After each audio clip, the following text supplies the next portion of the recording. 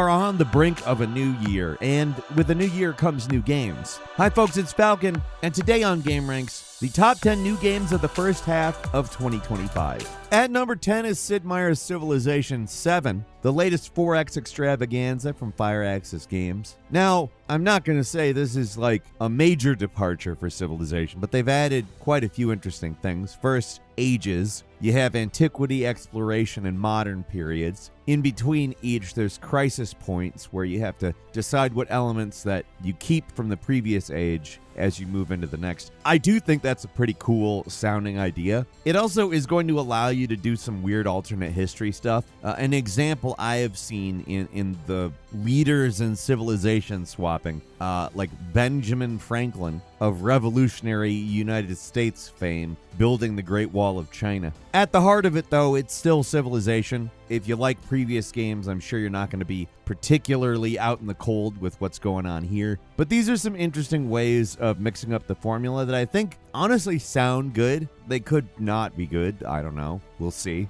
Obviously, great ideas can be executed well, and bad ideas can turn out better than you expect. So we'll have to wait for the pudding to see if the proof is in it. Civilization 7 is coming to PC, and when I say PC, I mean Windows, Mac, and Linux.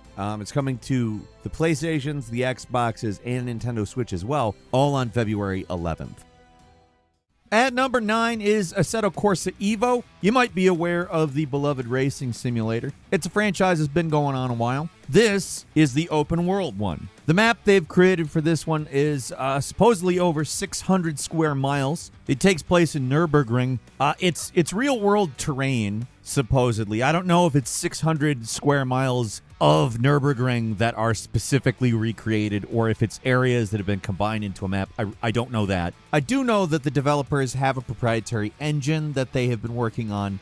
This game's going to have a day-night cycle, dynamic weather, and apparently advanced vehicle physics. Now, as you know, vehicle physics are kind of lackluster in racing games as a whole now, whether that's arcade or simulation. So I'm interested to see exactly what they mean by enhanced vehicle physics. This one's going to have VR support as well, which I think is a good thing. Assetto Corsa EVO is coming to PC via early access, at least at first. It is going to land on PS5 and Xbox Series later, but January 16th is where you're going to see it pop up on Steam for your purchase.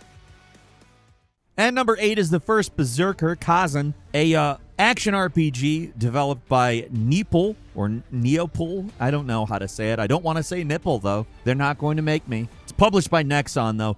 It's allegedly a hardcore action RPG, and it's set in the Dungeon Fighter Online universe. Dungeon Fighter Online has been going since 2005, although we in the West didn't get it till 2015, 10 years in. This is a single-player game. It is a prequel set 800 years before, what you can do in Dungeon Fighter Online now. And it's about the first Berserker, of course, Khazan. It's kind of a cool idea, and if it turns out to be, I would guess this will become a franchise pretty quickly on account. Dungeon Fighter Online's been going for nearly 20 years at this point, has a built-in audience, and a lot of those people also like single-player games, me in particular. I have played Dungeon Fighter Online. I don't ongoingly play Dungeon Fighter Online, but I'm familiar enough that this definitely piques my interest, and also the footage looks pretty sweet. The first Berserker Khazan is coming to PS5, Xbox Series, and PC on March 27th. However, if you want to play it earlier and without paying any money, a demo is coming out on January 16th, and all the save data is transferable to the full game. I love that companies are doing this, to be frank. It's something that gets me in the door immediately. I am supportive of it. Like, demo culture was basically gone for a very long time there, and it really provides a good way to get people into your game. The flip side is you have to prove it's a good game, but for consumers, that's obviously great. I'm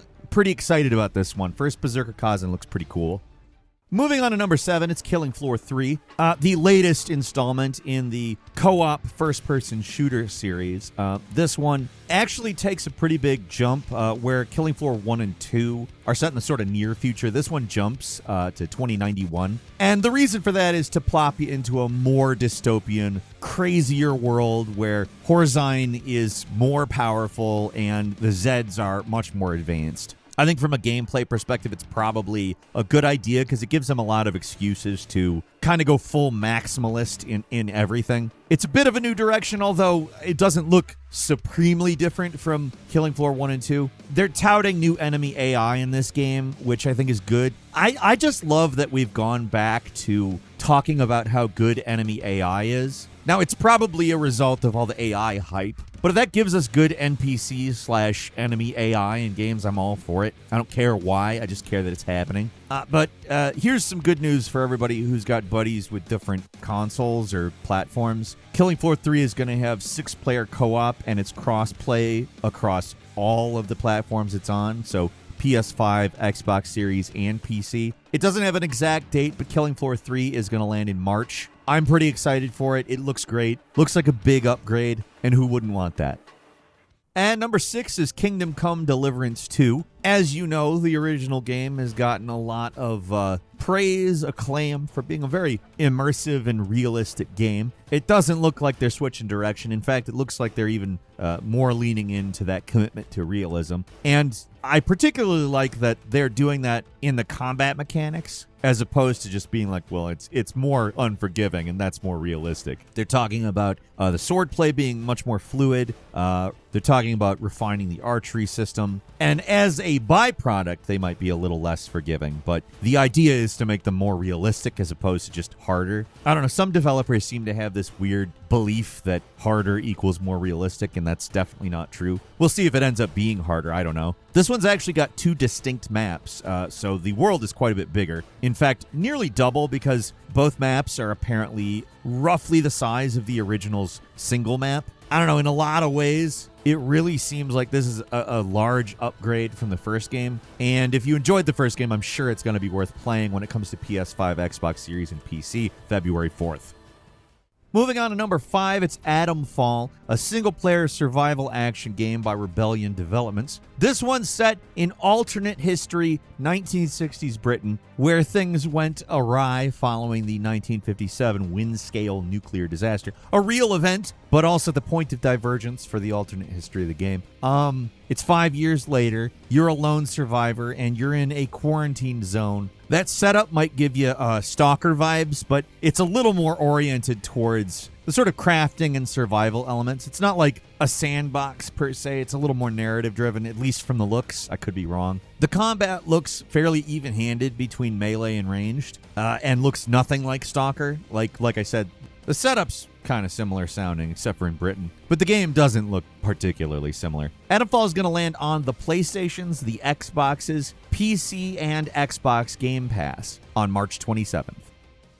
Moving on to number 4, it's Assassin's Creed Shadows, the 14th major installment of the, storied series. Let's be clear, there are some that are better than others. This game is stirring up a little bit of controversy, but if you look into what they're actually trying to do with it, I'm interested in the outcome more than the speculation. Obviously, it could be a big heaping pile of dog shit. We don't know. But Ubisoft has been saying they're leaning towards the more traditional Assassin's Creed style gameplay, which is kind of what I want to see in Assassin's Creed at this point. I like the open world stuff. I made it clear that I think both of the types of Assassin's Creed games are good. I like the old school kind just a little better, but I'm also kind of hesitant to lose the open world stuff completely. And this seems like it's very in line with what I want from an Assassin's Creed. I mean, Ubisoft has kind of painted it like a bridge between old school and new school, leaning a little bit closer to old school. I think Mirage is probably a pretty good precursor as to what exactly they're doing here. You got more stealth, more assassination,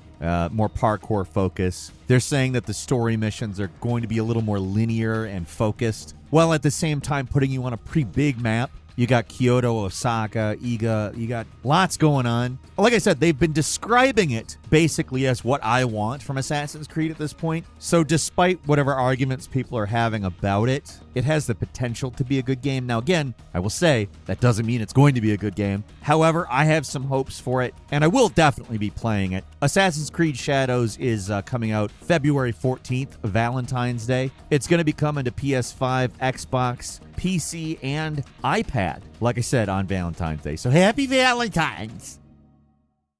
And number 3 is Avowed, a first-person RPG coming to us from Obsidian, taking place in the Pillars of Eternity universe. I'll go ahead and say this. I'm just basically completely excited at the prospect of the people who were in charge of New Vegas making a game that looks somewhat like Skyrim. Not necessarily entirely, obviously. There's a lot of specifics to Pillars of Eternity that I'm sure will set it apart. And it's also not just a full-on open-world game. I think it's more of an open zone game. I don't know how, but Sonic Frontiers actually managed to make it so people say open zone. But I guess it's actually a decent description of what it is. They're not levels, but it's not an open world. An open level doesn't sound right. Level implies a certain amount of linearity, so I don't know why I'm getting hung up on this. Avowed looks great. It's Obsidian doing this type of a game. There's factional stuff that we know is going on, and allegedly you're going to have the same kinds of meaningful choices that you might expect from New Vegas. And again, if you like Skyrim, look at the game.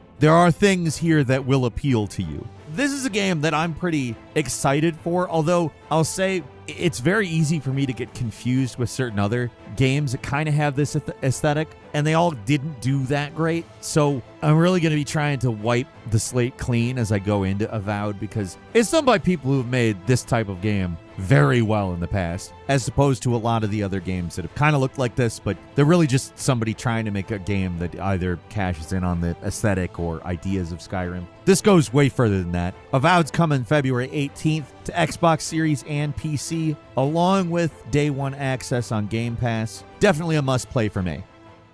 And number 2 is Split Fiction, a co-op adventure game coming from Hazelight Studios, the creators of It Takes Two, and obviously continuing on the innovations they made with that game. In this one, you take the roles of Mio and Zoe, who are two different writers, a science fiction writer and a fantasy writer, and basically it takes them through an adventure that you could probably figure out exactly what it is, combines both worlds and makes them have to collaborate. I don't know, actually a pretty good idea for an adventure game. Something else that I think is really cool, you have to play it co-op, obviously, it's a split-screen game, but they're doing something pretty cool here called the Friends Pass. If you want to play the game with a friend and they don't own the game, you can invite them to join the adventure, and it doesn't matter what platform they've got, it's all cross-platform, and frankly, that's cool as shit. The game's coming out on PS5, Xbox Series, and PC March 6th.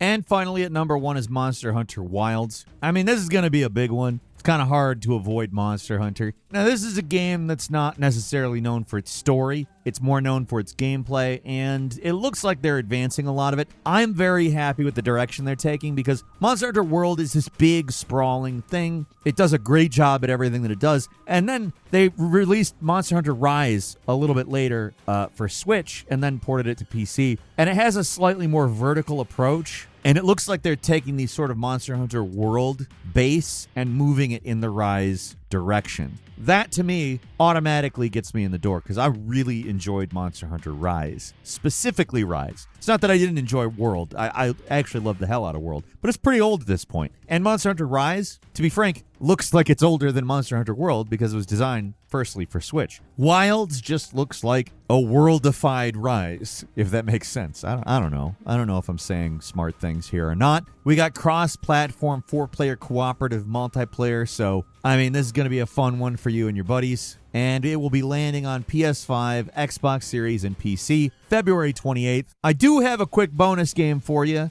Metal Gear Solid 3 Delta is allegedly coming out the first half of 2025. If you're unaware, it's a full remake of Metal Gear Solid 3 Snake Eater, including all of the original voice cast. Allegedly, there's a couple of new lines from a few people, but it's not like a re-recording of the whole game. It mainly preserves the original. And obviously, it's a much better looking game. Uses Unreal Engine 5, but allegedly, they're doing everything possible to maintain the gameplay, at least with some modern quality of life conveniences. I'm personally super excited for when it lands on PS5, Xbox Series, and Windows, hopefully first half. I don't want to wait that long for it. It looks great. I do have hopes that this does well and they decide, maybe all of the Metal Gear Solids deserve this treatment.